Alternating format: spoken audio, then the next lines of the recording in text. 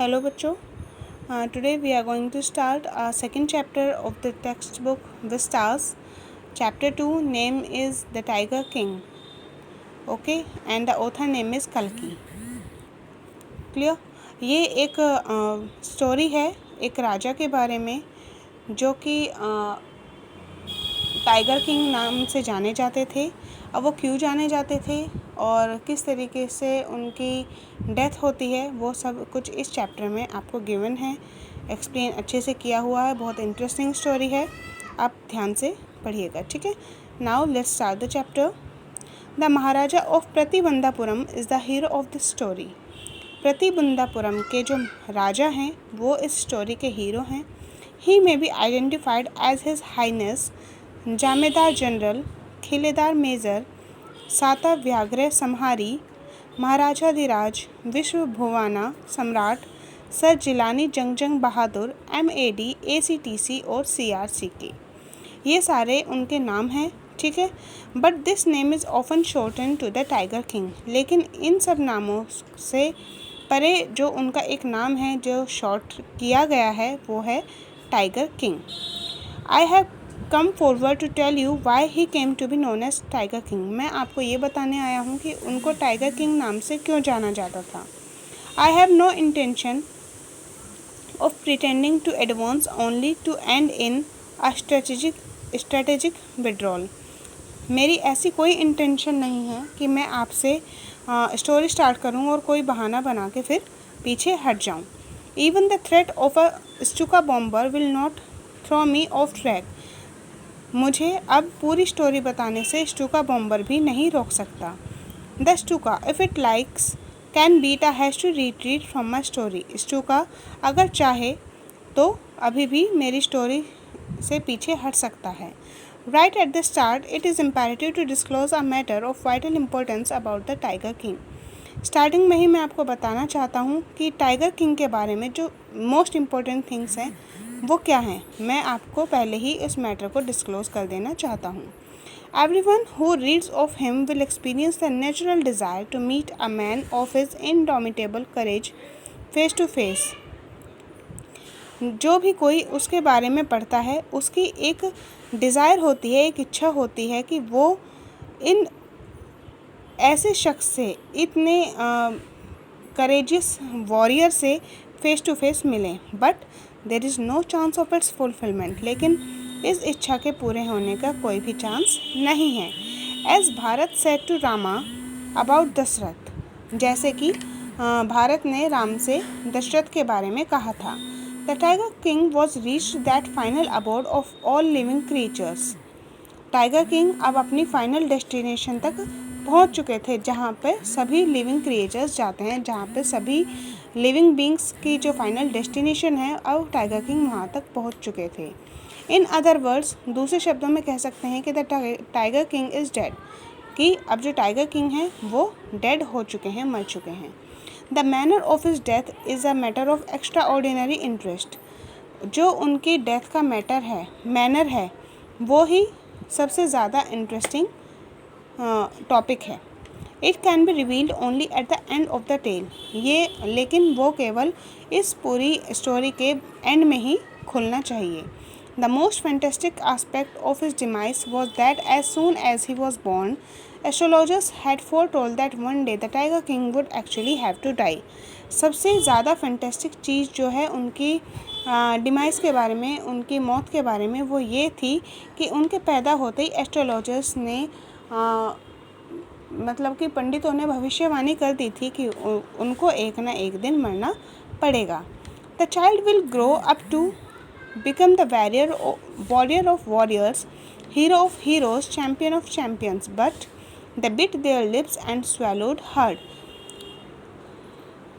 जब जो एस्ट्रोलॉजर्स थे, जो पंडित थे, उनकी कुंडली के बारे में देखने आए तो उन्होंने बोला कि बच्चा जैसे जैसे बड़ा होगा उसको योद्धाओं का योद्धा, हीरो का हीरोज़ और चैम्पियन का चैम्पियंस कहा जाएगा।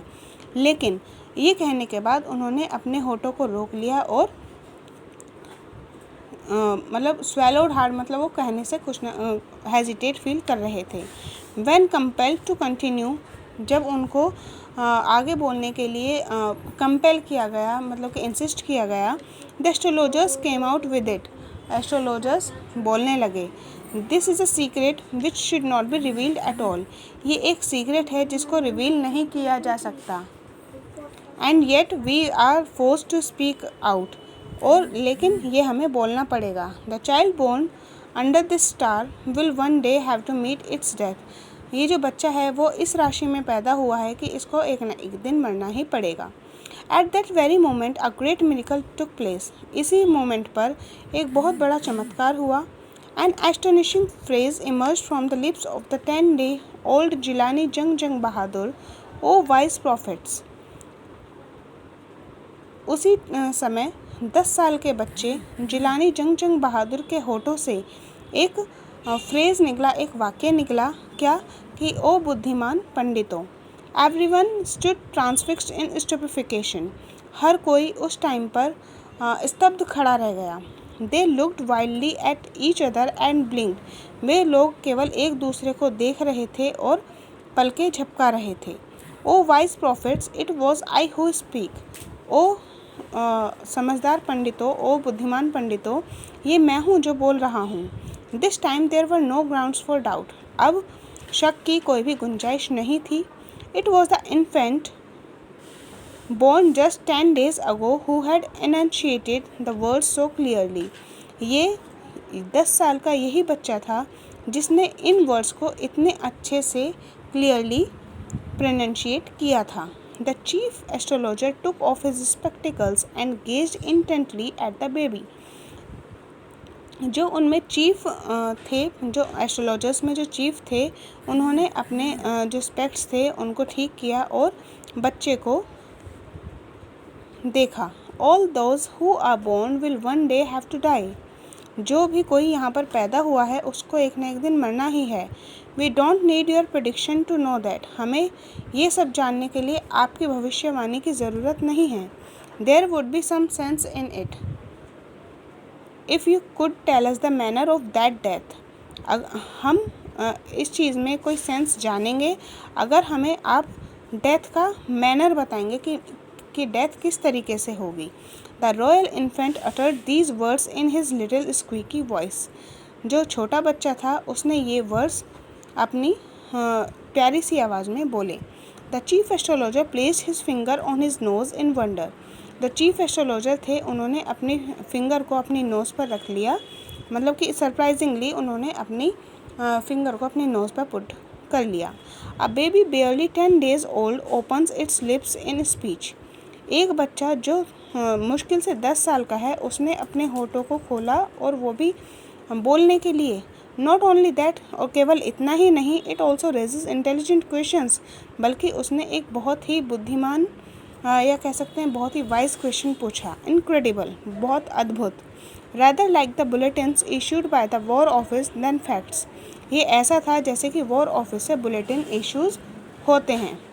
The chief astrologer took his finger off his nose and fixed his eyes upon the little prince, chief astrologer ने अपनी जो फिंगर थी वो नोज से हटाई और प्रिंस की तरफ देखने लगी। The prince was born in the year of the bull, जो प्रिंस हैं वो बुल के आर में पैदा हुए। बुल मीन्स बैल।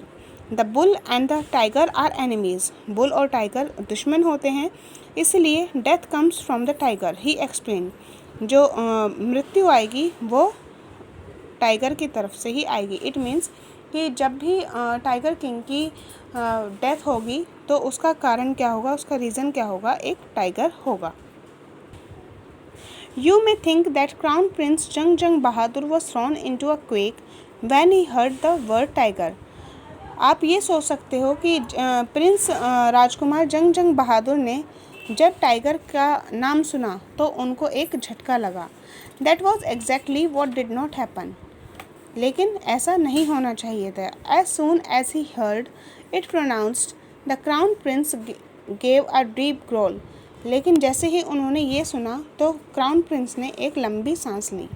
Terrifying words emerge from his lips, और उनके होठों से बहुत ही टेरिफाइंग वर्ड्स, बहुत ही डराने वाले वर्ड्स निकले। लेट टाइगर्स बिवेयर, टाइगर्स से बोलो बच के रहें। This account is only a rumour life in Pratibandapuram, but with hindsight we may conclude it was based on some truth. ये जो वाक्य है इसको हम ये कह सकते हैं कि ये एक रूमर है, एक अफवाह है जो कि फैली हुई है प्रतिबंधापुरम में, लेकिन विद हिंडसाइट इट मीन्स कि ये चीज़ जो बाद में समझ में आई, ये हम कह सकते हैं कि ये एक ट्रुथ पर बेस्ड है, मतलब कि ये वाक़या सच्चाई में हुआ था।